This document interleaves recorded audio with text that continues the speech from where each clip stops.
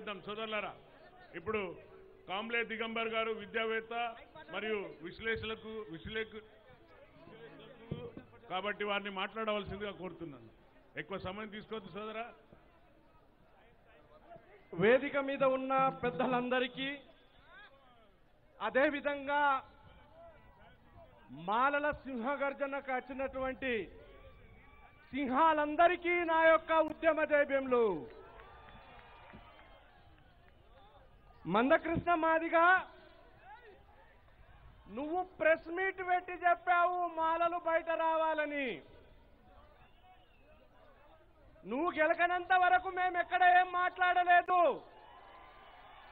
ఇగో కదిలారు కొద్దిమంది మాత్రమే. ఇక్కడ రెండు విషయాల మీద నేను మాట్లాడతాను, సమయం తక్కువ ఉంది కాబట్టి. సుప్రీంకోర్టు ఇచ్చినటువంటి ఆ గైడ్ లైన్స్ ఏవైతే ఉన్నాయో అవి భారత రాజ్యాంగానికి వ్యతిరేకమైనవి. ఆర్టికల్ 341 సవరణ చేయాలంటే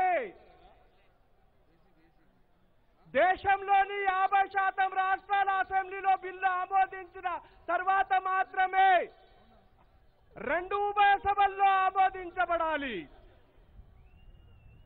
ఇది రాజ్యాంగ ప్రక్రియ. దీని ప్రకారం చేసేది ఉంటే కృష్ణబాదిగా నువ్వు వెంకయ్య నాయుడు కాళ్ళ మీద పడతావా, నరేంద్ర మోడీ బొంద మీద పడతావా, ఎవడి మీద పడతావా వాడి మీద పడు. రాజ్యాంగ ప్రక్రియ ప్రకారం చేస్తే మా మాలల నుండి నీకు ఎటువంటి విరోధం లేదు. 341 సవరణను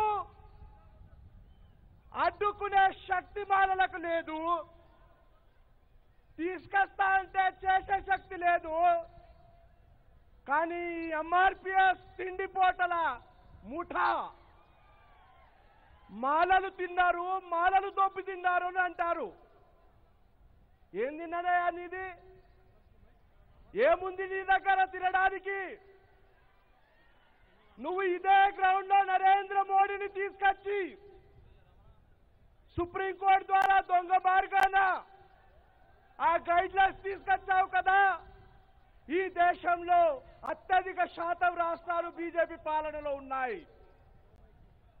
అదే నరేంద్ర మోడీ దగ్గర వెళ్ళి 50% రాష్ట్రాల అసెంబ్లీలో బిల్లును ఆమోదించు. మాకు ఏ విరోధం లేదు. గతం నుండి నేటి వరకు ఈ తిండిపోతూ దొంగల ముఠా మాలల్ని అవమానిస్తూ మాలను దోచుకున్నారు, మాలను దొబ్బితిన్నారు అని మాలల్ని ఎంత నిర్వీర్యం చేశారంటే, మిత్రులారా ఆలోచించే విషయం ఆలోచిద్దామా? ఒక చదువు లేనోడు, 4వ తరగతి కూడా చదువు లేనోడు మమ్మల్ని బోనులో నిలబెట్టే ప్రయత్నం చేస్తే ఈ 30 సంవత్సరాలు సహించాం. ఇప్పుడు సహిద్దామా? ఏం చేద్దాం? బొంద పెడదాం. వాడి అబ్బది తినట్లేదు, వాడి అయ్యది తినట్లేదు. రాజ్యాంగం నాకు ఇచ్చిన హక్కును నేను వాడుకుంటున్నా. నీకు చేసేది ఉంటే భారత రాజ్యాంగ ప్రక్రియ ప్రకారం చేసుకో, నాకు ఎటువంటి విరోధం లేదు. కానీ దొంగ మార్గాన వచ్చి మాలలు దోచుకున్నారు, మాలలు దొబ్బు తిన్నారంటే అసలు వదిలేదే లేదు, వదిలే ప్రసక్తే లేదు. నీకు చేసేది ఉంటే చట్టబద్ధంగా చేసుకో. ఈ సభాముఖంగా చెప్తున్నా, మాలలు సంఖ్యలో తక్కువ అన్నారు, తడుస్తే ఏం కారండి. ఒక విషయం గుర్తుపెట్టుకోండి, 30 సంవత్సరాల అవమానాలకి సమాధానం. మీరు తడిస్తే కరిగిపోతారా? మట్టితో అయ్యారా? కరగరు అన్నప్పుడు తడుస్తే భయపడాల్సిన అవసరం లేదు. ఇది 30 సంవత్సరాల నిశ్శబ్దతకు సమాధానం. మనం తడిచి ముద్దలైనా ఈ సభను యథావిధిగా కంటిన్యూ చేద్దాం. ఇది తుఫాన్ మాత్రమే.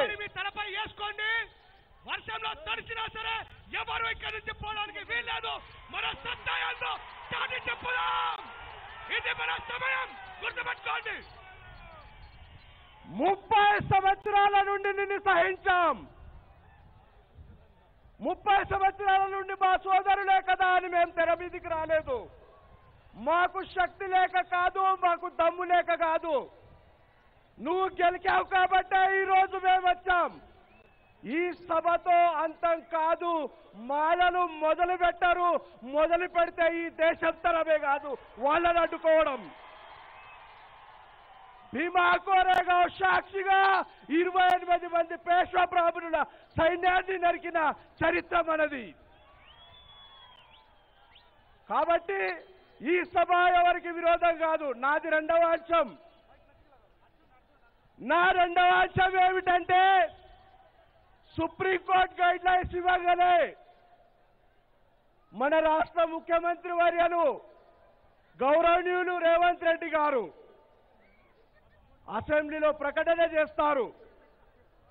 మొట్టమొదటగా నేనే ఇంప్లిమెంట్ చేస్తా అని. రేవంత్ రెడ్డి గారు మీకు ఒక రాష్ట్రానికి ముఖ్యమంత్రి. ఎలక్షన్ కంటే ముందు ఇదే కృష్ణమాదిగా నిన్ను బొందబెడతా, నిన్ను ఓడిస్తా అని చెప్పడమే కాదు, ఏఐసిసి అధ్యక్షులు ఖర్గే గారిని విమర్శించాడు, రాహుల్ గాంధీని విమర్శించాడు, సోనియా గాంధీని విమర్శించాడు. నీకు ఓట్లు వేసింది మేము, నువ్వు గద్దెనెక్కింది మా ఓట్ల మీద. నువ్వు ప్రకటన చేయడం మా మాలల్ని అవమానించినట్టే. రేవంత్ రెడ్డి గారు ఈ సభాముఖంగా ఒకటే ఒక రిక్వెస్ట్. ఈ దేశంలో ఉన్న బీజేపీ పాలిత రాష్ట్రాల్లో మొదటగా వర్గీకరణ చేయమనండి, ఆ తర్వాత మీరు చేసుకోండి. మిత్రులారా,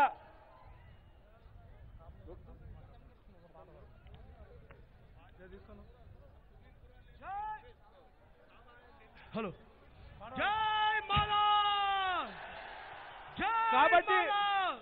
కాబట్టి ఒకటే విషయం గుర్తుపెట్టుకోండి, మన మౌనాన్ని విడుద్దాం. మన మౌనాన్ని విడుద్దామా? మన నాయకులు మన కొరకు వచ్చారు. కాకా గుడిసెల వెంకట స్వామి వారసులు వివేక్ వెంకట స్వామి గారు మనకు నాయకత్వం వహిస్తున్నారు.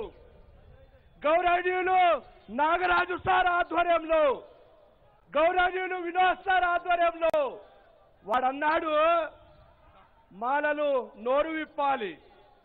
నోరు విప్పినాం, బయటకు వచ్చినాం. ఇప్పుడు ఆగము, మా శక్తిని చాటుతాం, మా వాటాను తీసుకుంటాం, మా శక్తిని ప్రదర్శిస్తాం. రాష్ట్రంలో మాలల తడాకను చూద్దాం. ఇప్పుడు ఆగేది లేదు. ఈ పోరాటం ఇది మొదలు మాత్రమే. దీని తర్వాత ఇంకా పోరాటాలుంటాయి. కాబట్టి మిత్రులారా, ఈ తుఫాన్ వర్షమే, మీరు ఎక్కడ భయపడాల్సిన అవసరం లేదు. ఇది ఎక్కువగా ఉండదు, అత్యంత స్వల్ప కాలంలో ఆగిపోతుంది. దయచేసి ఎవరు కూడా ఇక్కడ నుండి కదలొద్దు. ఈ సభను విజయవంతం చేయాలని మరొకసారి వేదిక మీద ఉన్న పెద్దలందరికీ, ఇక్కడ వచ్చేసినటువంటి సమతా సైనికులకు, నా మాల రక్త బాంధవులందరికీ ఉద్యమ జైభీములు తెలుపుతూ సెలవు తీసుకుంటాను. జై భీమ్, జై భీమ్. ఇట్లా మాట్లాడితే కాదు. మనం నీరెడ్డి కాలం, నీళ్ళకి భయపడతాం, వర్షానికి నీరెడ్డి కాలం. జై భీమ్. వర్షానికి భయపడద్దు సోదరులారా. నినాదం ఇస్తే హార్ట్ అటాక్ వచ్చి చచ్చిపోవాల మంద ఏలియా. జై భీమ్, జై భీమ్, జై మాలా, జై మాలా, జై మాలా, జై మాలా, జై మాలా, జై మాలా. Thank you very much. జై భీమ్. అందరూ ఒకసారి దయచేసి, ఎందుకంటే మీడియా టైం అయిపోతుంది కాబట్టి ఒకసారి వేదిక మీద చేతులెత్తి మీ ఐక్యత తెలపాలని కోరుకుంటున్నాను.